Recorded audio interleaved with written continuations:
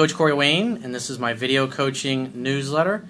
And the topic of today's newsletter is going to be, my family is nosy about my dating life. I've got an email here from a woman. I've done a few coaching sessions with her, and she's very independent, she's pretty confident, pretty successful, and she's really picky about the kind of guy she wants. But she's got sisters and family members who are all married, and of course people who are married want everybody that they know that's single to be married and like them. So she's getting a lot of peer pressure from people in her family to conform to their worldview and live her life according to their particular expectations. And it's a fucking pain in the ass. So I got a quote that I wrote on this topic, and then I'm going to go through her email. And the quote says, "We all have to deal with enormous outside pressure from everyone we know and everyone around us to conform to societal conventions and be like them. In order to resist the influence of other people, knowledge of oneself is most important. In order to reach your full potential, you must know who you are, what you want, why you want it, and what's most important to you. Most people are insecure, unsure about themselves, and unsure about their choices. Therefore, in order to feel good about themselves and their choices, they will consciously and unconsciously try to get as many other people to make the same choices as them. It does not matter if those choices are in their best interest or not. A drug addict tries to get other people to do drugs with them. Married people want single people to get married. Single people want married people to become single again. People who have settled for mediocrity in any area of their lives will try to get people around them to settle for the same level of mediocrity. By developing a strong internal, positive, and empowering belief system, you will enable yourself to resist the weaknesses and mediocrity that most certainly surround you, so you can rise above it and reach your full potential."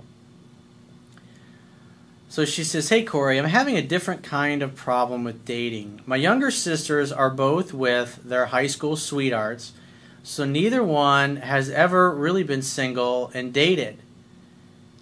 And therefore, they are not walking in your shoes. They don't know how to relate to you. And you definitely need to point that out to them.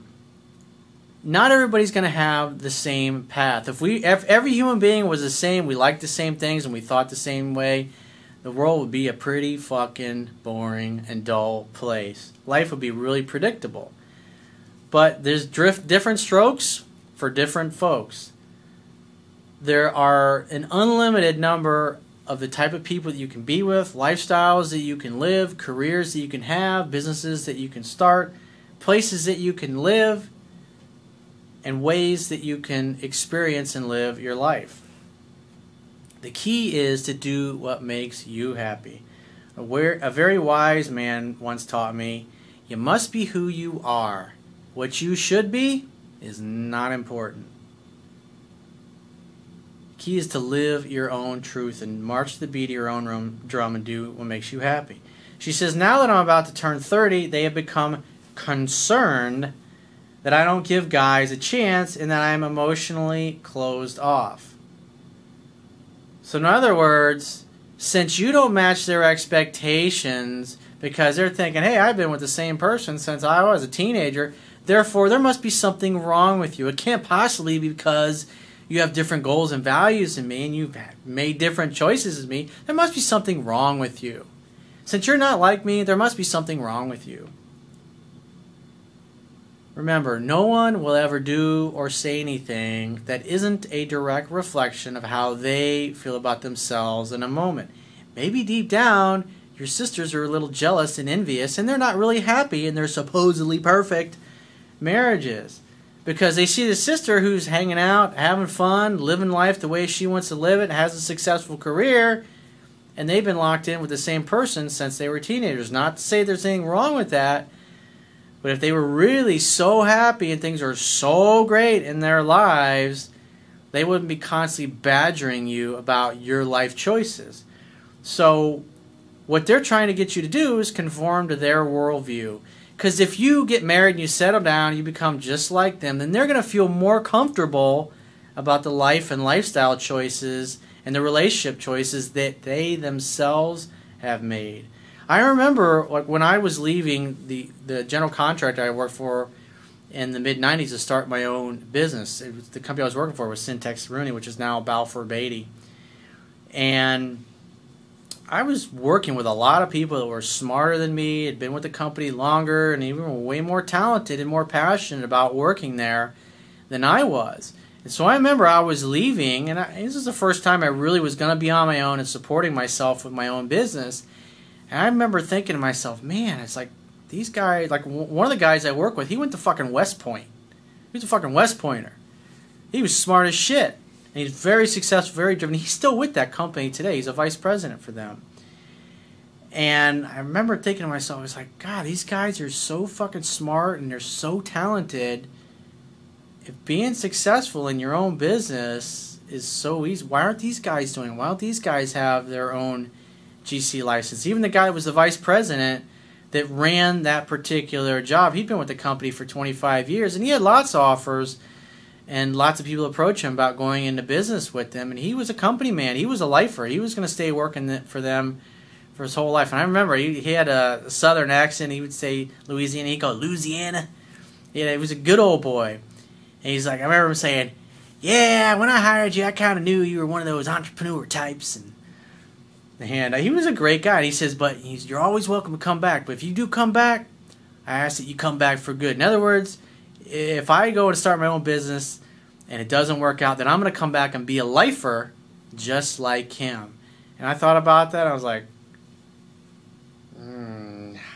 that terrified me. I had nightmares. I used to wake up and thinking I was working backward. It's not that the job was terrible. I just wasn't fucking happy. It was great to work on a $150 million job, a Disney job, and work with the nicest materials from all over the world, some of the smartest engineers and architects. And I worked with the best of the best. The superintendents that we had on the job were fucking amazing. One of the guys was so good and so successful that Disney actually wrote into the contract that he was going to be the superintendent on the job.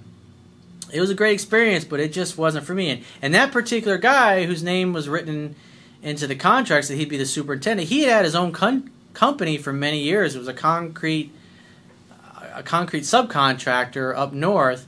And when I guess it was the S&L crisis hit in the early 90s, he had a lot of money outstanding. He had a family business that they'd had for multiple decades, and he had spent his whole life being an entrepreneur. And so he ended up going bankrupt and losing everything because he had too many jobs that he did work for where the developers went belly up and never paid him. He just had way too much money outstanding when the S&L crisis hit in the early 90s. And so he'd been with the late 80s, early 90s, he'd been with Rooney ever since then. And I remember he was the only guy out of everybody that I talked to, and I sat down with him, we were talking, and most people were like, man, it's pretty risky going and buying fixer-upper properties. Boy, I don't know it's going to work out, because all of them, they have the employee mindset.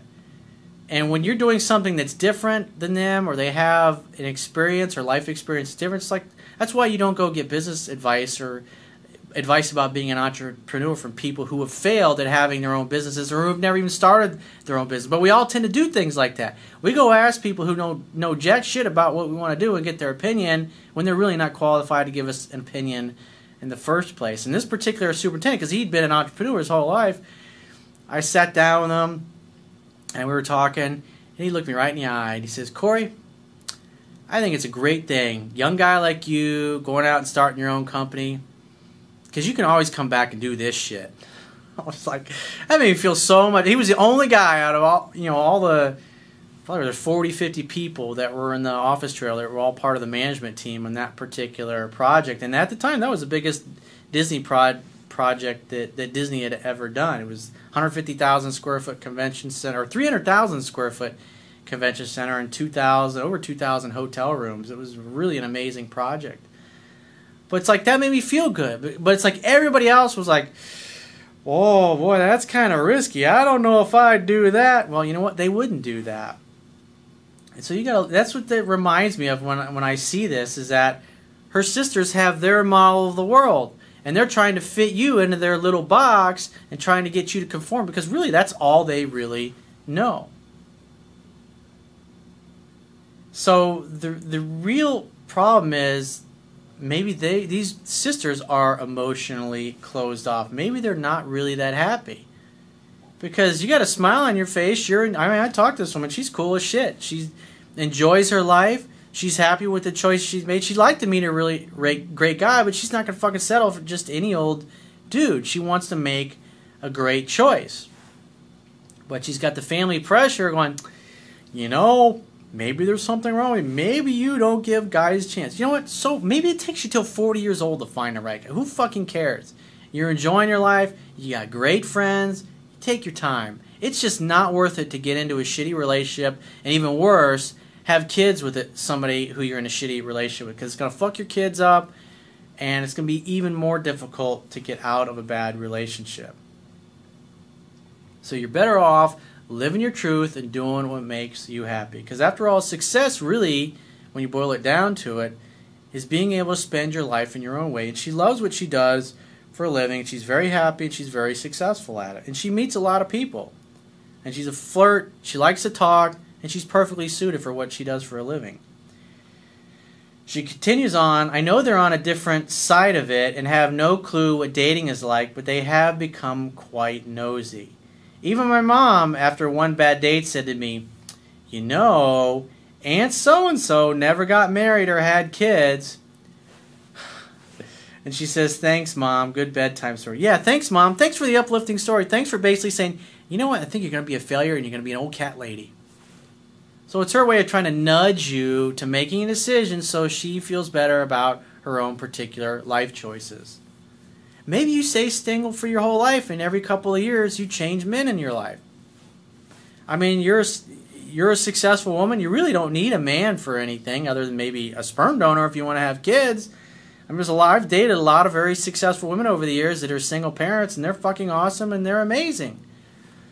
So you really have choices. So don't go get married just because that's what caused me to get married to my first wife, because I was dealing with this, but I was too young and too dumb and too inexperienced to know any better. So when I was asking all the married people around me and people that were in relationships, and most of those relationships really weren't that great, what they thought I should do, when I was having all these doubts, I was like, man, she's a great girl, I really love her, but I was like, something's missing. Oh, Corey, you just have cold feet. It's like, after you're married for a couple years, that'll go away. You're being silly. Silly. After, it's like, even at the time before, during, and after the wedding, I was like, and what was funny was my mother, and I didn't know this till years later, my dad told me this, but my mother was literally at the church on the wedding day when we were getting married, and she leans over to my father, she goes, I give it 6 months. We lasted a year before I finally grew a set of balls and left. But it's like, that's one of the things the way my mother was. That's where I get my bluntness and my brutal honesty. Because my mother was always, she just said whatever the fuck was on her mind, and she didn't care. She was happy to just tell you the brutal, honest truth the way it was. That's one good thing that definitely I learned from my mother that served me well. She continues on, they want to know about every single date I go on, which, who are we kidding? I have lost count of how many dates I've been on.